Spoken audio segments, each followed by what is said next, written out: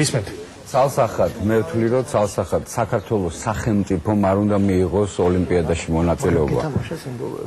ეს რაც უნდა გვინდოდეს და ვილაპარაკოთ და ეს რაღაცა მეამეტური დამოკიდებულება გქონდეს, რომ სპორტია და პოლიტიკა განსხვავებულია, ერთმანეთისგან არ არის გადახლართული. მით უმეტეს ოლიმპიადაზე როცა ვსაუბრობთ, სადაც ქვეყანა ღებულობს მონაწილეობას, ქვეყანა სახელმწიფო წარადგენს, აგზავნის თავის მონაწილეებს, იქ გაგანია ომში, როდესაც ომი გაქვს შენ სახელმწიფოსთან, კონკრეტულად რუსეთის ფედერაციასთან და ეხლაც ომია.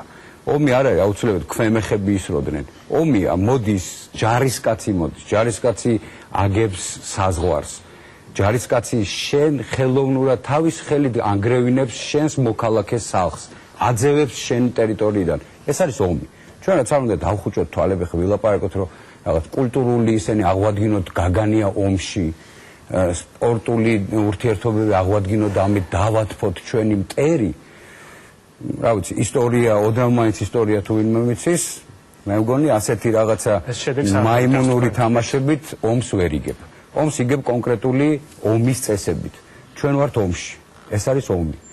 ომი დამპყრობელ ქვეყანაში შენი ქვეყანა, სახელმწიფო არ უნდა ღებულობდეს დამპყრობელი ქვეყნის მიერ მოწყობილ ოლიმპიური კომიტეტი არის ორგანიზატორი სხვადასხვა ქვეყნებში ატარებს, ხო? ეხლა კონკრეტულად არის დამპყრობელი ქვეყნის ტერიტორიაზე.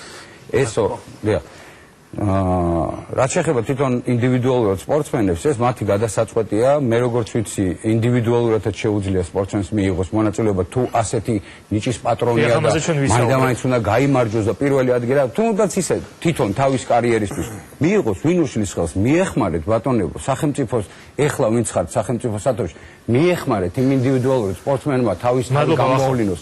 ქვეყანამ ასეთი შეურაცხყოფა კიდევ ერთხელ არ უნდა იყოს. მადლობა სპორტსმენების სახელით ბატონ გიორგის შეუძლია აგრეთვე